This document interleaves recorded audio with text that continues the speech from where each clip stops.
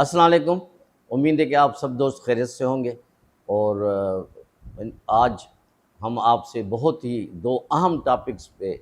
24 گھنٹے میں دنیا میں جو ہوئے ہیں ان پہ مختصراً بات کریں گے، اور دوسری ٹاپک جو ہے اسرائیل کا ایران پہ حملہ، اس پہ تفصیل سے بات کریں گے۔ میری آپ سے گزارش یہ ہوتی ہے کہ ایم ایف کو، میڈیا فوکس کو آپ سبسکرائب کریں، بیل آئیکن کو دبائیں، اور پروگرام اچھا لگے تو لائک کریں اور دوستوں میں شیئر کریں۔ یہی میری بڑی کامیابی ہے۔ جیسے میں نے عرض کیا شروع میں کہ دو بڑے واقعات ہوئے انٹرنیشنلی دنیا میں۔ ایک احمد آباد کا طیارہ کل جو گر کے تباہ ہوا، اور یہ بڑا ہی انفارچونیٹ واقعہ ہوا ہے۔ 625 فٹ کی بلندی پہ جا کے وہ طیارہ گر گیا، اور اس میں تقریباً 262 کے قریب مسافر تھے، اور 242 کے قریب مسافر تھے، اور 12 جو تھے عملے کے افراد تھے۔ اس کے بعد بدقسمتی سے وہ طیارہ جو ہے 625 فٹ کی بلندی پہ جا کے گر گیا، اور گرا بھی لڑکوں کی، بچوں کے، احمد آباد کے جو میڈیکل اسٹوڈنٹس تھے ان کے ہاسٹل پہ، اور وہاں پہ بھی تقریباً 50 سے زیادہ لڑکے اللہ کو پیارے ہو گئے۔ اور ایک بہت بڑا سانحہ تھا، جو ایک جدید قسم کا طیارہ تھا، اور کبھی بھی 14 سال میں اس کمپنی کے طیارے کو کوئی حادثہ ہی پیش نہیں آیا،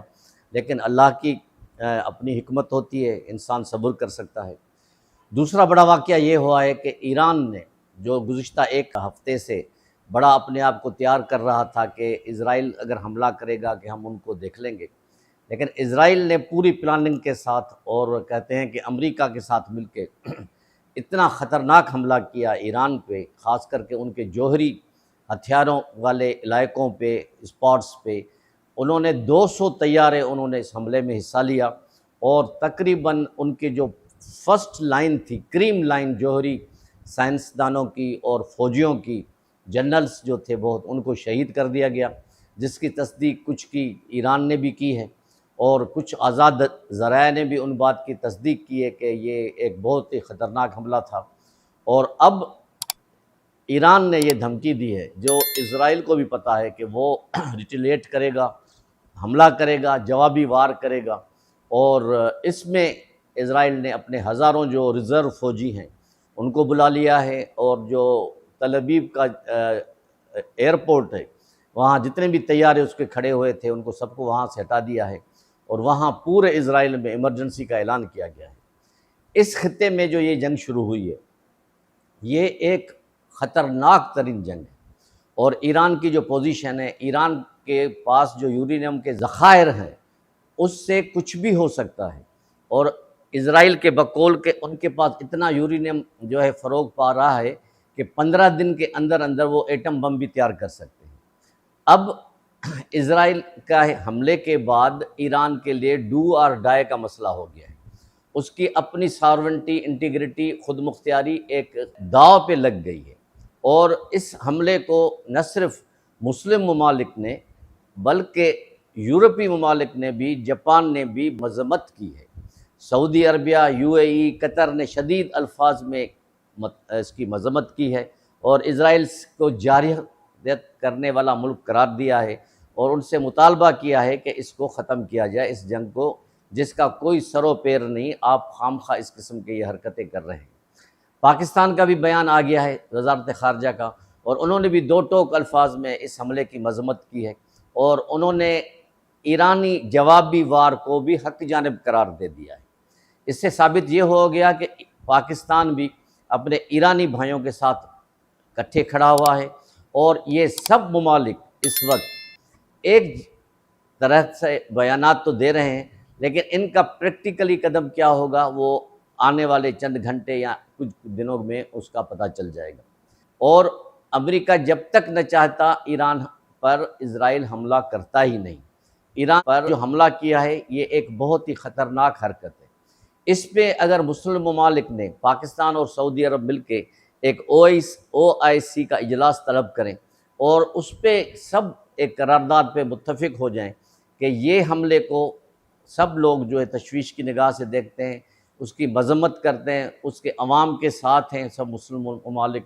اور اس کے ساتھ ساتھ جاپان، برطانیہ اور کئی اور ممالک کے بھی جو بیانات آئے ہیں جنہوں نے اسرائیل کو جارح ملک قرار دیا ہے۔ اس کے ساتھ ساتھ ابھی چائنا اور رشیا کا دیکھنا باقی ہے۔ اس سارے خطے میں اب جنگ کے لپیٹ کے بادل امڈلانے لگے ہیں۔ پاکستان کی پوزیشن بڑی نازک ہو گئی ہے۔ پاکستان بھی ایک جوہری ملک ہے۔ پاکستان، انڈیا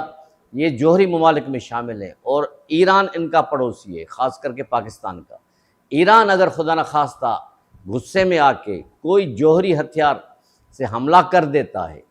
تو اس کے تابکاری کے اثرات نہ صرف اسرائیل تک جائیں گے، لیکن سب سے زیادہ